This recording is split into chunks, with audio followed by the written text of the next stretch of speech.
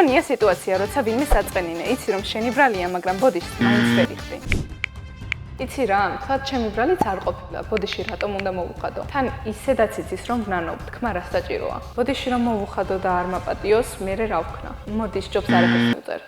და მაინც, რატომაა ბოდიშის მოხდა ასეთი რთული? იმიტომ რომ ამისთვის ჯერ შენი შეცდომა უნდა აღიარო. რაც შეიძლება შენი ეგოსთვის ცოტა მტკივნეული იყოს. როგორ შეიძლება მე რამე შემშლოდა? თითქოს ბოდიშის მოხდით მთელს ძალაუფლებას მეორე ადამიანს ვაწევთ. მასია გვაპატიებს თუ არა, ჩვენ კი ძალაუფლების დათმობა არ გიყვარს. ამიტომ ბოდიშის მოხდის ნაცვლად თავს ვიმართებ, მაგრამ თავის მართლება საქმეს არ შორის. ეს უბრალოდ პასუხისმგებლობისთვის თავის არიდებაა. არა და შენ საქციელზე პასუხისმგებლობის აღება ურთიერთობაში ნდობის საწინდარია. ამიტომ გეტყვი სამრჩევას თუ როგორ უნდა მოიხადო ბოდიში სწორად. პირველი, არ გამოიყენო ფრაზები როგორიცაა ბოდიში თუ თავი ცუდად იგრძენი. ასეთი ფრაზები ადამიანს თავს ისე აგრძნობინებს, თითქოს მისი ბრალია რომ თავი ცუდად იგრძნო. ასე პასუხისმგებლობას ირიდებ. ამის ნაცვლად მოიხადე ბოდიში კონკრეტულად შენი საქციელის გამო. ბოდიში რომ ცუდად მოგექცი. მეორე, არ იმართო თავი. თავის მართლება ისეთ შთაბეჭდილებას ქმნის, თითქოს ბოლომდე მაინც ვერ იაზრებს შენს დანაშაულს და მომხდარს გარე ფაქტორებს აპრალებს. იცი რა, ცუდი დღე მქონდა. კი, შეიძლება ცუდი დღე ქონდეს და ამის გამო შენ დაუნებურად ვიღაცას აწყენინო, მაგრამ ამის გააზრება და ბოდიშის მოხდა მაინც უნდა შეგეძლოს. მესამე,